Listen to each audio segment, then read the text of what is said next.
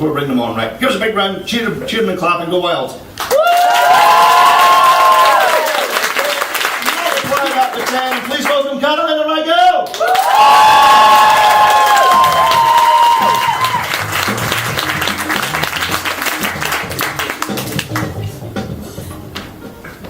Hello. My name is Karolina. I'm Polish, but I'm not a plumber. Which may come as a bit of a surprise, let's face it. Sometimes I wish I was a plumber though. I would be making so much more money. Instead, I'm a scientist. But that's okay, scientists don't really need money. They live on the fruits of their wonderful discoveries and sheer satisfaction from saving and improving lives of others. Hey.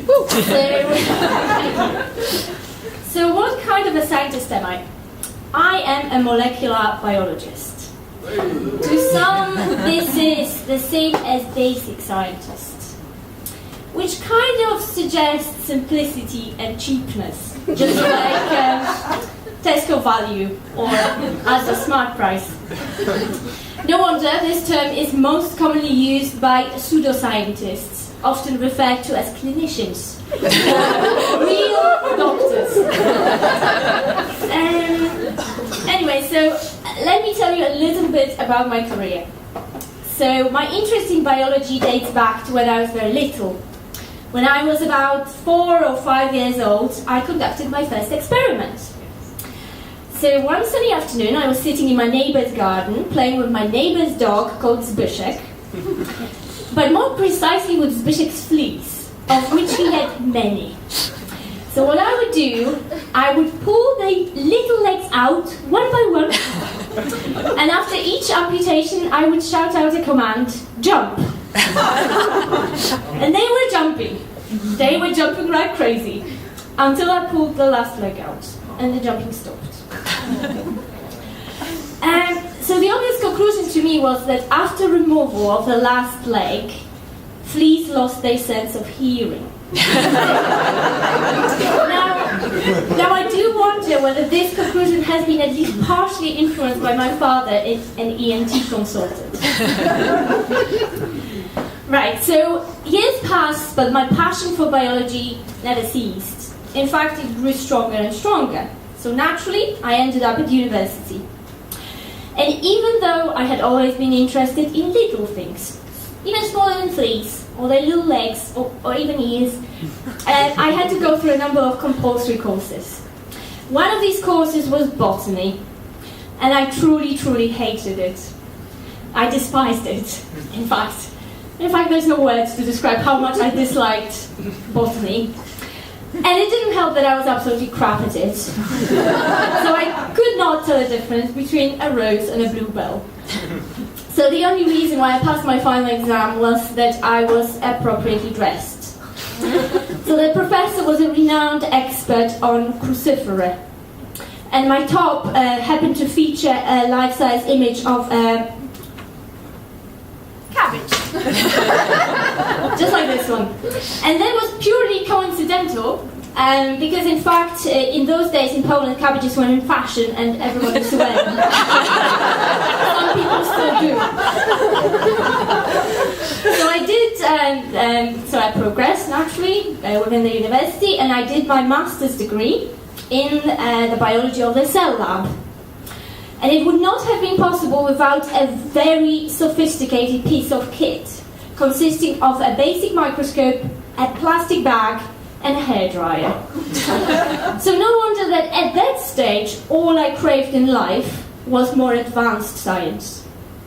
So I did what any budding scientist would do.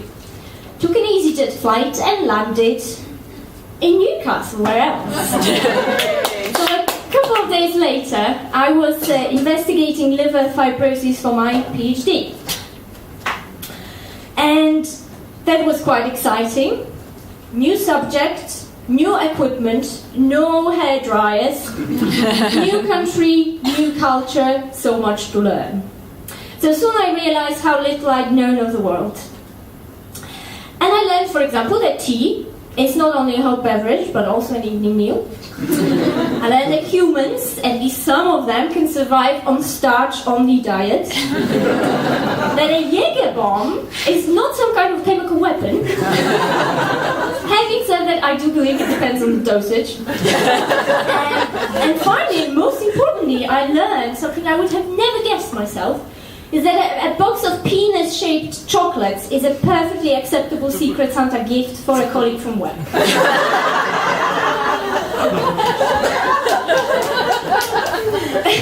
So the next stage of my life began when, as a fresh doctor, a proper one, I was looking for a job. And a job is perhaps not the most adequate of terms to use here, because I was only considering jobs within academia. And I think we all realize that the academics have never actually left school. So on the first day at work, or at school rather, my supervisor approached me and he asked me to read around sarcopenia. Now I was absolutely convinced he was referring to some kind of Oriental cuisine. Later on, luckily, Wikipedia kindly informed me that sarcopenia describes muscle degeneration with age. And that's how, totally unexpectedly, I dived headfirst into research on aging. Now, aging is a very good field to be working in, primarily because there's a number of funding bodies that are happy to support it. Why, you may think? Well, we're all getting old, including directors of the funding bodies. And we'd all like to make this process as painless and pleasant as possible. So there's a growing number of scientists that actually smuggle the word aging into their grant proposals, even if their work has absolutely nothing to do with it. So let me give you a little flavor of a typical day of an aging scientist, or in fact a young scientist researching aging. So it all starts with a quick breakfast, a cycle ride along the river, up Dean Street to med school, followed by a shower on the 4th floor. Which is accompanied with the same tormenting thought every day. Why whoever installed the shower would feel inclined to deprive its users, such as myself, of the opportunity to regulate their own water temperature for themselves. 4 years later, this question remains unanswered. So slightly dissatisfied with the shower experience, nevertheless clean as a whistle, I enter the lab and greet all the happy and enthusiastic faces of my colleagues. Some of them are actually sitting here. And I'm thinking to myself, science is just so much fun. So I put on my lab coat, get on with my experiments, hoping that one day in near future, 90-year-olds will compete in the Olympics. I've got a meeting later on, which I have to attend. It's on public engagement. My supervisor goes, "We ought to engage with the public more. The grant requirements, any suggestions?" So I timidly say, "Well, actually, I had this idea of doing this stand-up comedy thing." He says, "Excellent idea. Are you going to talk about your recent data?" They would make anyone laugh. Right? The hell meeting is over. At lunch, I'm relaxing and I'm reading in a Metro newspaper, and this is what all proper scientists read, that Poland got qualified for the Eurovision Song Contest. I'm reading on. The song features several Slavic ladies with massive lung capacity. So perhaps embarrassment isn't strong enough to describe what surges through my body. So I pick up my plate, take it to my office, finish my lunch in front of the computer, whilst applying for a British passport. And when I get it, hopefully, finally I'll be eligible for an apprenticeship to become a plumber and to sort out this country's showers.